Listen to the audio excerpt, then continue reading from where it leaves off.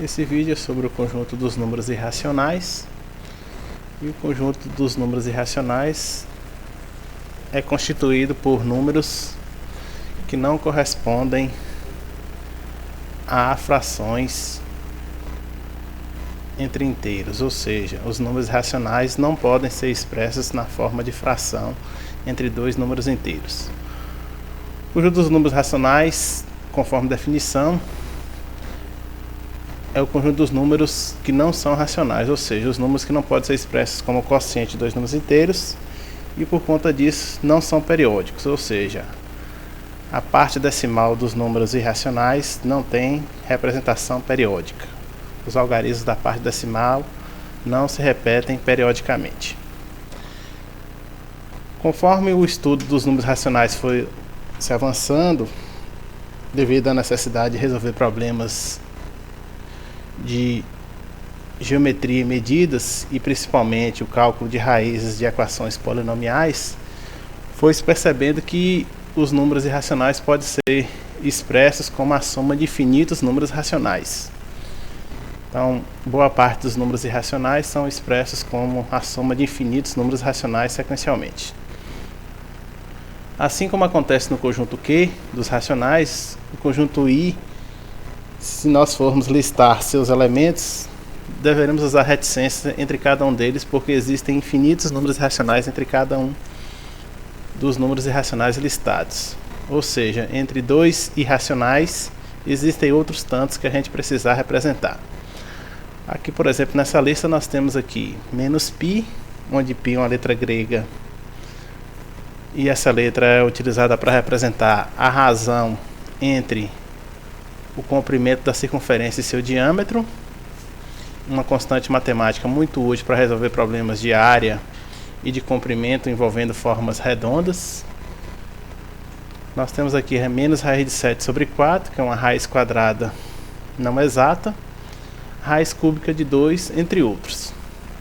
Nós iremos observar que os números irracionais eles são conhecidos em sua particularidade, ou seja, alguns números irracionais vão ter denominação própria e são resultados de estudos específicos na área de matemática, principalmente em estudos sobre equações polinomiais, teoria dos números, ou também em problemas de medidas e de geometria. É o caso, por exemplo, da constante π, como eu acabei de mencionar. Vão existir outras constantes matemáticas que são números irracionais, que foram oriundas de estudos para resolver problemas financeiros, comerciais, de comportamento probabilístico, entre outros.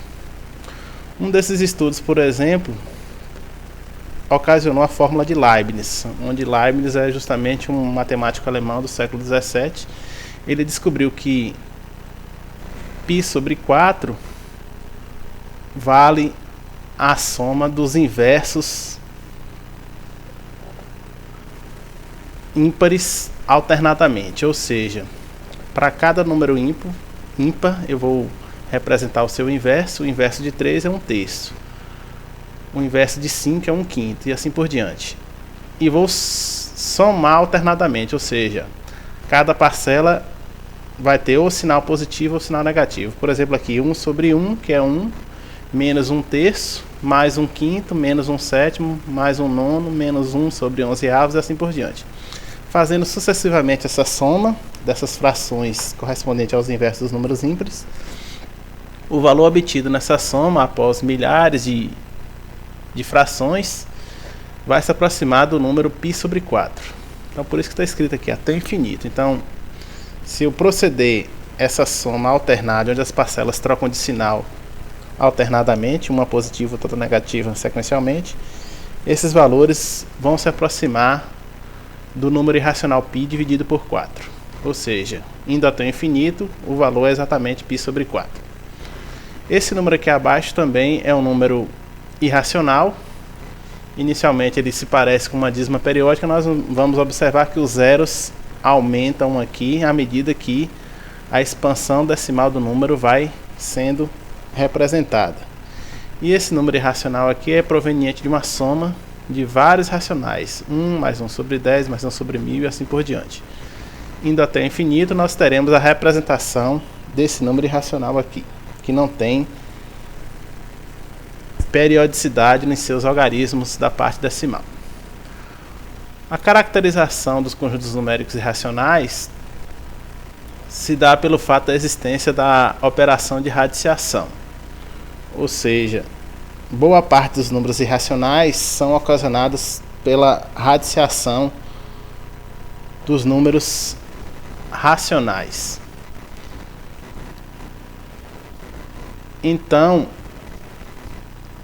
os irracionais, devido à sua própria natureza, não garantem, assim como nos outros conjuntos naturais, inteiros e irracionais, a operação entre seus elementos. Então, o que pode acontecer nos irracionais, devido à própria natureza do conjunto ser irracional, é não ter racionalidade na operação. Eu posso somar dois irracionais e obter um número racional, ou seja, um número que não está no conjunto.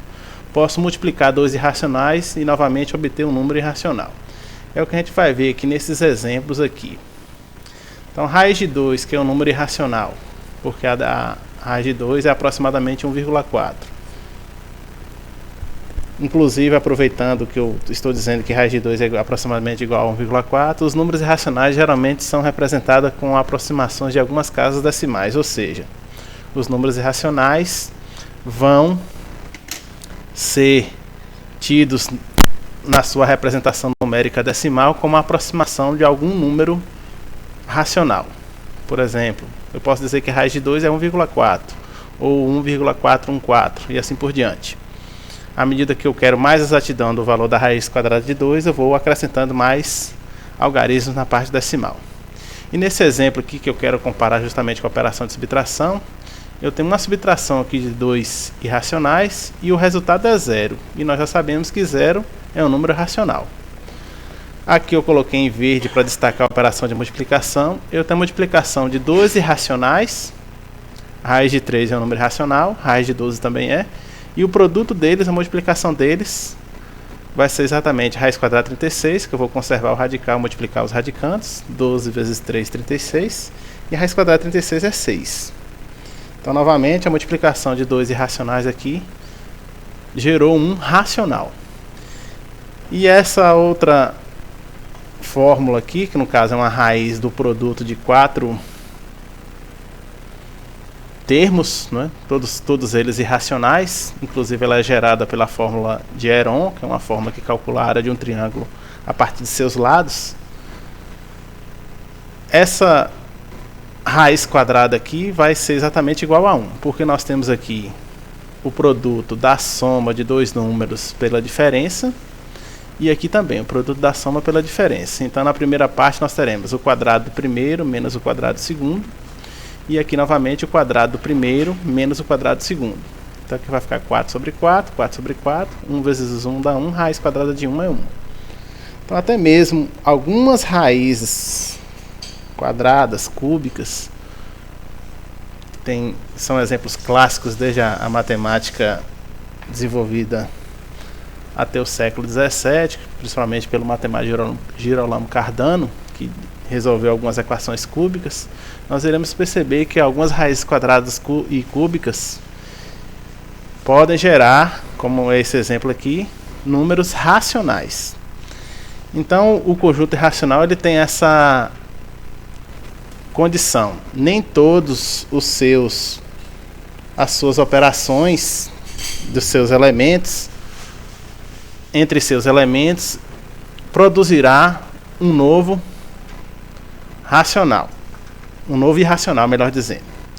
Em contrapartida, nós iremos observar que o conjunto dos números irracionais, como eles são conhecidos em sua particularidade, é que algumas dessas constantes ou valores de irracionais são amplamente utilizados em várias áreas da matemática. Eu vou mostrar aqui algumas delas. Por exemplo, a constante π, cujo valor numérico aproximado é 3,141596257. O número neperiano E, o número de Euler, que é 2,71828. Lembrando que a parte decimal aqui ela não é periódica, então esses algarismos não vão se repetir nessa ordem novamente,